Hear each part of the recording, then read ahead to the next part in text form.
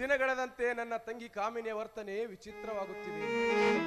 ತಂದೆ ತಾಯಿ ಕಳೆದುಕೊಂಡ ತಬ್ಬಲಿ ತಂಗಿ ಎಂದು ಪ್ರೀತಿಯಿಂದ ಆರೈಕೆ ಮಾಡಿದರೆ ಅವಳು ನನ್ನ ಮಾತಿಗೆ ಬೆಲೆ ಕೊಡದೆ ಸ್ವೇಚ್ಛಾಚಾರಣಿಯಾಗಿ ಪಾರ್ಟಿ ಕ್ಲಬ್ ಅಂತ ಮನಸ್ಸಿಗೆ ಬಂದ ಹಾಗೆ ವಿಚಿತ್ರವಾಗಿ ವರ್ತಿಸುತ್ತಿದ್ದಾಳೆ. ಇನ್ನು ಅವಳನ್ನು ಹಾಗೆ ಬಿಡಬಾರದು. ಹೆತ್ತವರು ಸಾಯುವ ಸಮಯದಲ್ಲಿ ಹೇಳಿದ ಹಾಗೆ ಅವಳಿಗಾಗಿ ನಿಶ್ಚಯಿಸಿದವರ ಪ್ರಸಾದನೊಂದಿಗೆ ಅವಳ ಮದುವೆ ಮಾಡಿ ನನಗಿರುವ ಹಿರಿದಾದ ಹೊಣೆಯಿಂದ ಮುಕ್ತನಾಗಬೇಕು.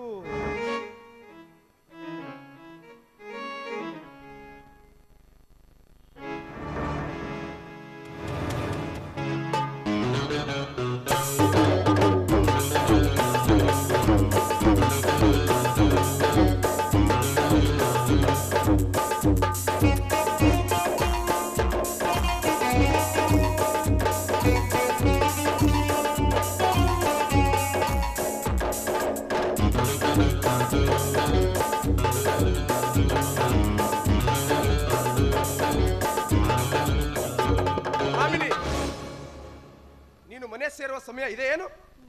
ರಾತ್ರಿ 9 ಗಂಟೆ ಆದರೂ ಮನೆ ನೆನಪಾಗದ ನೀನು ಹೊರಗಡೆ ಏನ್ ಮಾಡ್ತಿದ್ದೆ ಅಂತ?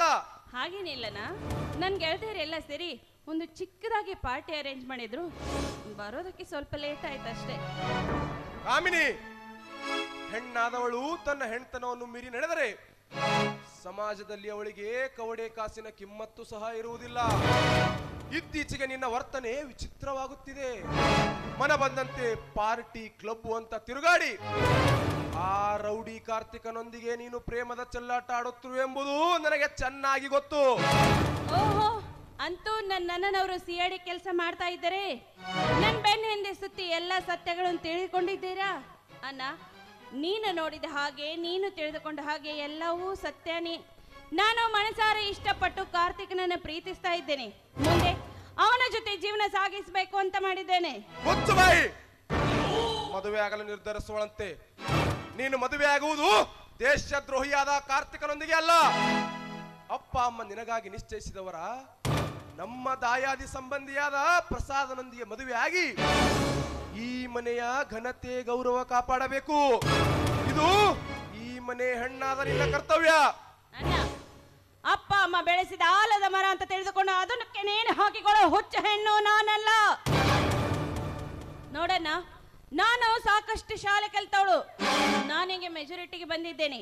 ಯಾವುದು ಕೆಟ್ಟದ್ದು, ಯಾವುದು ಒಳ್ಳೆಯದು ಅಂತ ತಿಳಿದುಕೊಳ್ಳೋ ಹಕ್ಕು ಕೂಡ ನನಗಿದೆ. ಅಣ್ಣ, 4 ಗೋಡೆಗಳ ಮುದ್ದೆ ಕುಳಿತು ಕಣ್ಣೀರಾಕುವ ಕಾಲ ಮುಗಿದು ಹೋಗಿದೆ. ಇದು ಕಲಿಯುಗ.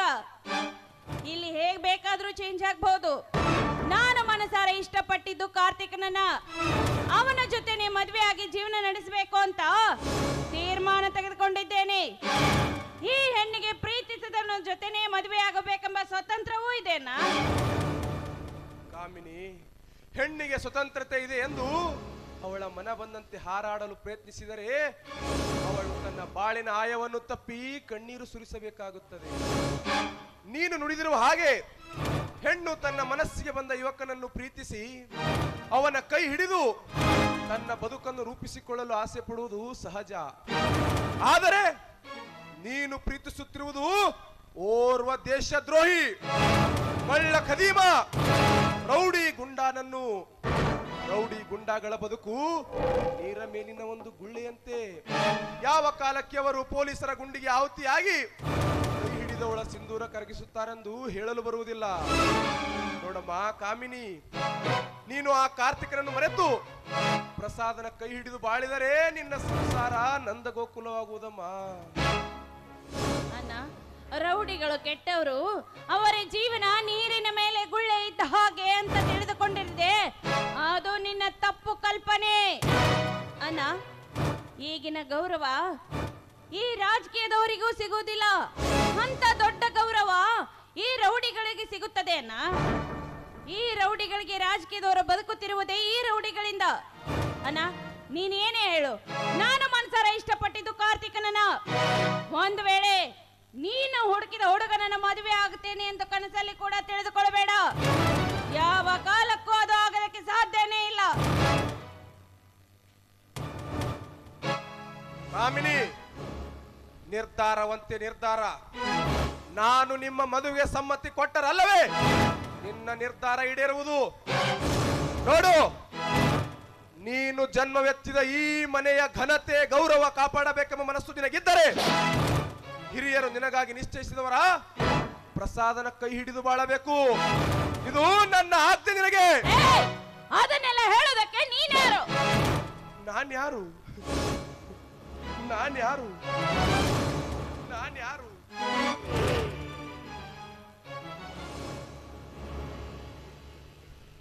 ನಾನ್ಯಾರು ಎಂಬುದನ್ನು ನಿನ್ನ ಆತ್ಮವನ್ನೇ ಕೇಳಿ ನೋಡು. ಕಾಮಿನಿ, ತಂದೆ ತಾಯಿ ಸತ್ತಾಗ ನಿನಗೆ 10 ವರ್ಷ. 10 ವರ್ಷದವಳಿದ್ದ ನಿನಗೆ ತಂದೆ ತಾಯಿಯಾಗಿ, ಬಂಧುವಾಗಿ, ಪ್ರೀತಿ ವಾತ್ಸಲ್ಯದಿಂದ ನನ್ನ ತಂಗಿಗೆ ಯಾವುದೇ ಕೊರತೆ ಬಾರದಂತೆ ಬೆಳೆಸಿ ಇಂದು ವಿದ್ಯಾವಂತಳನ್ನಾಗಿ ಮಾಡಿದೆ ನೋಡು. ಆವತ್ತು ಕೇಳಬೇಕಾಗಿತ್ತು ನೀನು ಯಾರೋ ಎಂದು. ನಾನು ಈ ಹಾಳದ ಮನೆಯಲ್ಲೇ ಹುಟ್ಟಬಾರ್ದಾಗಿತ್ತು. ಹುಟ್ಟಿದ್ರು ನಿನ್ನಂತವನ ತಂಗಿಯಾಗಂತೂ ಮೊದಲೇ ಹುಟ್ಟಬಾರ್ದಾಗಿತ್ತು. ನೋಡು, ನಿನ್ನ ಗೊಳ್ಳು ಪುರಾಣ ನನಗೆ ಬೇಕಾಗಿಲ್ಲನ್ನ. ನನಗೆ ಬರಬೇಕಾದ ಆಸ್ತಿಯನ್ನು ಕೊಟ್ಟು ಬಿಡು. ನಾನು ಪ್ರೀತಿಸಿದ ಪ್ರೇಕರನ್ ಜೊತೆ ಹಾಯಾಗಿ ಬಾಳ್ತೇನೆ. ಏನಂದೆ ಅವಿವೇಕಿ? ಈ ಮನೆಯ ಆಸ್ತಿ ಕೇಳುವಷ್ಟು ಉದ್ದಟಳಾದೆಯ? ಕಾಮಿನಿ, ನೀನು ತಿಳಿದುಕೊಂಡಿರಬಹುದು ಇಂದ್ರಾಜಿತ ಆಸ್ತಿಯಲ್ಲಿ ಹೆಣ್ಣು ಮಕ್ಕಳಿಗೂ ಪಾಲು ಇದೆ ಎಂದು. ಕಾನೂನಿನ ದೃಷ್ಟಿಯಲ್ಲಿ ಅದು ನಿಜಾನು ಇರಬಹುದು. ಆದರೆ ಅಪ್ಪ ಸಾಯುವ ಮುನ್ನ ಯಾವ ರೀತಿ ವಿಲ್ ಬರೆದಿಟ್ಟಿದ್ದಾರೆ ಎಂದು ನೀನು ಅರಿತುಕೊಂಡಿದ್ದರೆ ಈ ರೀತಿಯಾಗಿ ಮಾತನಾಡುತ್ತಿರಲಿಲ್ಲ. ಹಾಗಾದ್ರೆ ತಂದೆಯವರು ನಿನಗೊಬ್ಬನ ಹೆಸರಿಗೆ ಮಾತ್ರ ಆಸ್ತಿ ಬರೆದಿಟ್ಟು ಹೋಗಿದ್ದಾರೇನು? ಇಲ್ಲ ಇಲ್ಲ, ನಿನ್ನ ಹೆಸರಿಗೂ ಬರೆದಿದ್ದಾರೆ. ಆದರೆ ನೀನು ಪ್ರಸಾದನ ಕೈ ಹಿಡಿದು ಬಾಳಿದರೆ ಮಾತ್ರ ಅದು ನಿನಗೆ ದೊರೆಯುತ್ತದೆ. ನಾನು ಈ ಮನೆಯಲ್ಲಿ ಹುಟ್ಟಿದ್ದೆ ತಪ್ಪಾಗಿ ಬಿಟ್ಟಿದೆ. ಎಲ್ಲರೂ ಒಟ್ಟಾಗಿ ಸೇರಿ ನನಗೆ ಮೋಸ ಮಾಡಿದ್ರಿ. ಇಲ್ಲ, ನಾನು ಅಂದುಕೊಂಡ ಹಾಗೆ ಕಾರ್ತಿಕನನ್ನ ಮದುವೆ ಆಗ್ತೀನಿ. ಈ ಆಸ್ತಿನೆಲ್ಲ ಹೇಗೆ ತೆಗೆದುಕೊಳ್ಬೇಕು ಅಂತ ನನಗೆ ಚೆನ್ನಾಗಿ ಗೊತ್ತಿದೆ. ನಾನು ಪ್ರೀತಿಸಿದ್ದು ಕಾರ್ತಿಕನನ್ನ. ಈ ಜನ್ಮದಲ್ಲಿ ಮದುವೆ ಅಂತಾದ್ರೆ ಅವನ ಜೊತೆ ನಾನು ಒಂದೆಜ್ಜೆ ಮುಂದಿಟ್ಟಿದ್ದೇನೆ. ಅದನ್ನ ಯಾವತ್ತಿಗೂ ಹಿಂದಿಡೋ ಮಾತೇ ಇಲ್ಲ.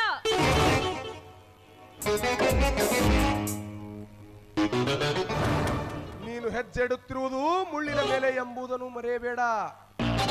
ಕಾಮಿನಿ, ನೀನು ಎಷ್ಟೇ ಪ್ರಯತ್ನ ಪಟ್ಟರು ನಾನು ಮಾತ್ರ ಆ ದೇಶದ್ರೋಹಿಯಾದ ಕಾರ್ತಿಕನೊಂದಿಗೆ ನಿನ್ನ ಮದುವೆ ಮಾಡಲಾರೆ.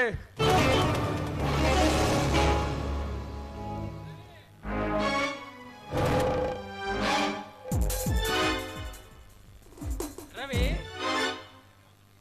ಈ ಪತ್ರಿಕಾ ಪ್ರತಿನಿಧಿಯಾದ ರವಿ ಈ ಪೇಪರ್ನಲ್ಲಿ ನನ್ನ ಬಗ್ಗೆ ಇಲ್ಲ ಸಲ್ಲದ ಆರ್ಟಿಕಲ್ ಅದು ಹೇಗೆ ಬರೆದ್ಯೋ? ಅಲ್ಲೋ ತಮ್ಮ, ಕೈಯಾಗ ಪೆನ್ ಐತಿ, ಬಿಳಿ ಹಾಳೆ ಐತಿ ಅಂತ ನಮ್ಮ ಸ್ವಾಮೀಜಿಗಳ ಬಗ್ಗೆ ಹಿಂಗ ಹಂಗ ಅಂತ ಕೆಟ್ಟದಾಗಿ ಪೇಪರ್ನಲ್ಲಿ ಬರೆದೇ ಬಿಡೋದಾ?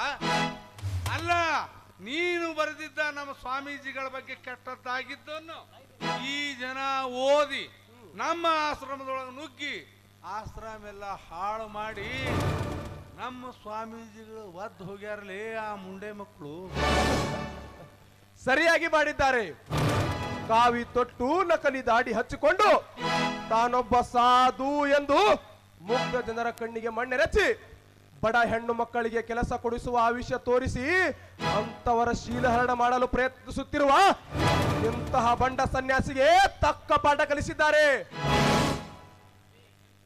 ರವಿ, ನಾಲಿಗೆ ಹರಿತ ಬಿಡಬೇಡ. ದೈವಿ ಸಂಭೂತರಾದ ನಮ್ಮಂತ ಯತಿಗಳಿಗೆ ಇಂಥ ಅಪವಾದ ಕೊಟ್ಟರೆ ನಿನ್ನ ಪರಿಣಾಮ ನೆಟ್ಟಗಾಗಲಿಕ್ಕಿಲ್ಲ.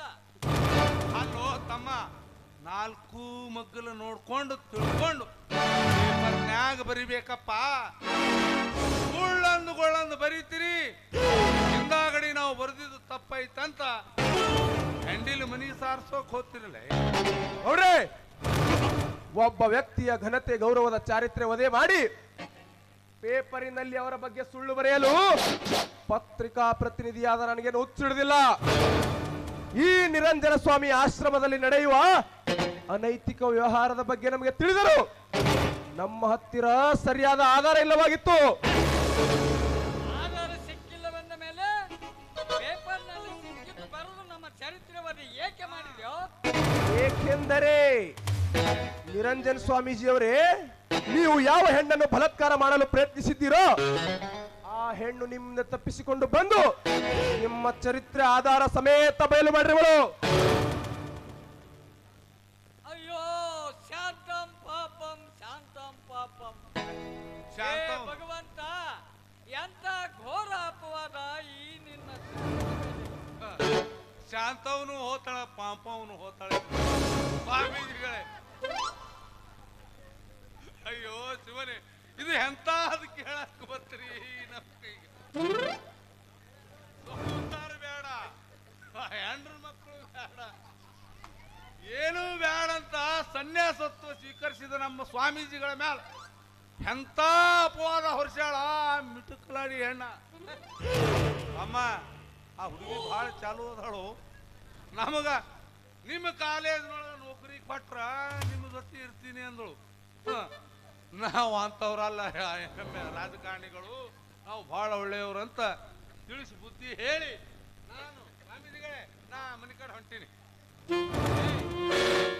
ಇವರು ಹೋದ ಮೇಲೆ ನನ್ನ ಮೈ ಮೇಲೆ ಬಿದ್ದು, ಸ್ವಾಮಿಗಳೇ ನನ್ನ ಕಾಮದ ತಡೆಯೋದಕ್ಕಾಗೋದಿಲ್ಲ, ನನ್ನನ್ನು ಬೇಗನೆ ಸುಖ ನೀಡಿ ಎಂದು ನನ್ನನ್ನು ಬಯಲು ಮಾಡಿ ನನ್ನ ಮೈ ಮೇಲೆ ಬಿದ್ದು, ಹೇ ಬಾಲಿಕೆ, ಈ ನಿನ್ನ ವರ್ತನೆ ಸರಿಯಲ್ಲವೆಂದು ದೂಡಿದ್ದಕ್ಕೆ ಇವರಿಬ್ಬರು ಅಣ್ಣ ತಂಗಿಯರಿಬ್ಬರು ನನ್ನ ಮೇಲೆ ಅಪವಾದ ಹೊರಿಸಿದ್ದಾರೆ.